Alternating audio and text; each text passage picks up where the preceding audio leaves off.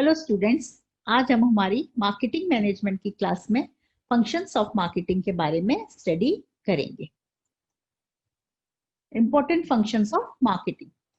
Marketing is related to the exchange of goods and services.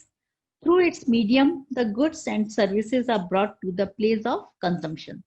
This satisfied the needs of the customer. जिस प्रकार विपणन कार्य उत्पादन कार्य संपन्न होने के बाद प्रारंभ नहीं होता है, ठीक उसी तरह विक्रय कार्य संपन्न करने के बाद भी विपणन का कार्य संपन्न नहीं होता है। यानी कि विपणन का कार्य जो है उपभोक्ता की आवश्यकता को पहचानने से शुरू होता है तथा उपभोक्ता की संतुष्टि पर जाकर समाप्त होता है। इस प्रकार हम देखते हैं कि मार्केटिंग का क्षेत्र अत्यंत ही व्यापक है। इसकी क्रियाओं का क्षेत्र माल का उत्पादन प्रारंभ होने से पूर्व ही प्रारंभ हो जाता है और माल के विक्रय होने के बाद तक जारी रहता है। इस प्रकार जब तक उपभोक्ता माल के उपयोग से संतुष्ट नहीं हो जाता है, तब तक मार्केटिंग का क्षेत्र बना रहता है।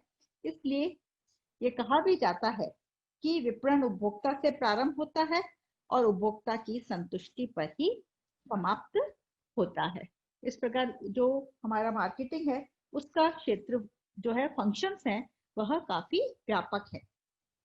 फर्स्ट है gathering and analysing market information. Gathering and analyzing market information is an important function of marketing. All the relevant information about the consumer is collected and analyzed.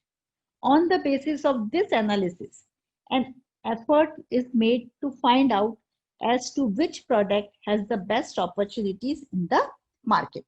विपणन कार्यों का प्रारंभ हम कहते हैं बाजार विश्लेषण के साथ ही होता है। बाजार विश्लेषण करके मार्केटिंग मैनेजर अपने भावी बाजार के संबंध में महत्वपूर्ण सूचनाएं प्राप्त करता है।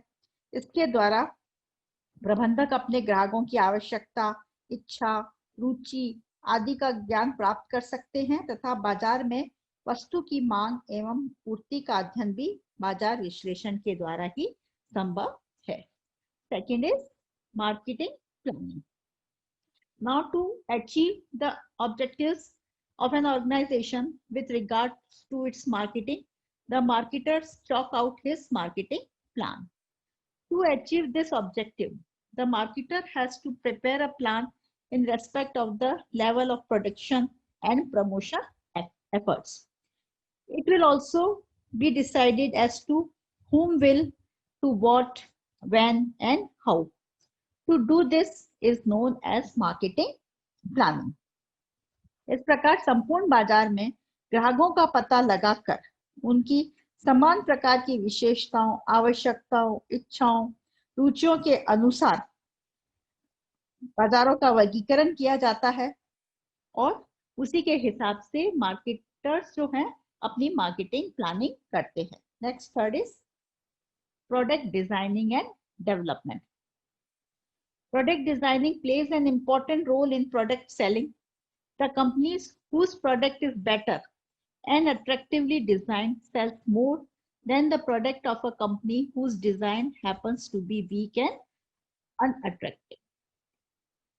It is not sufficient to prepare a design in respect of a product, but it is more important to develop it continuously. हम देखते हैं कि वर्तमान जो परिवर्तनशील युग है में कोई भी संस्था बाजार में तब तक नहीं टिक सकती है जब तक कि वह वस्तुओं में कुछ न कुछ नयापन न लाए। प्रत्येक व्यक्ति सभी वस्तुओं में कुछ न कुछ नया देखना चाहता है। इसलिए आजकल जितनी भी ऑर्गेनाइजेशंस हैं वह बाजार अनुसंधान के माध्यम से उनमें परिवर्तन लाती रहती हैं। कोई भी संस्था नए उत्पाद को बाजार में तभी प्रस्तुत करेगी जबकि वह उत्पाद किसी महत्वपूर्ण दृष्टि से प्रतिस्पर्धी उत्पाद की तुलना में अच्छा है। कंपनी का मानना है कि जब तक किसी उत्पाद में कोई विशेष बात न हो तो किसी भी जमे हुए बाजार में अपनी स्थिति बनाना बहुत ही कठिन कार्य हो जाता है। इसलिए सभी संस्थाओं को अपने प्रोडक्ट में कुछ न कुछ डिजाइन, कुछ नयापन होगा तभी वह प्रोडक्ट बाजार में प्रवेश भी कर पाएगा और वहां पर टिका रहेगा। Next fourth is standardisation and grading. Standardization refers to determining of standard regarding size, quality, design, weight, color, raw material to be used.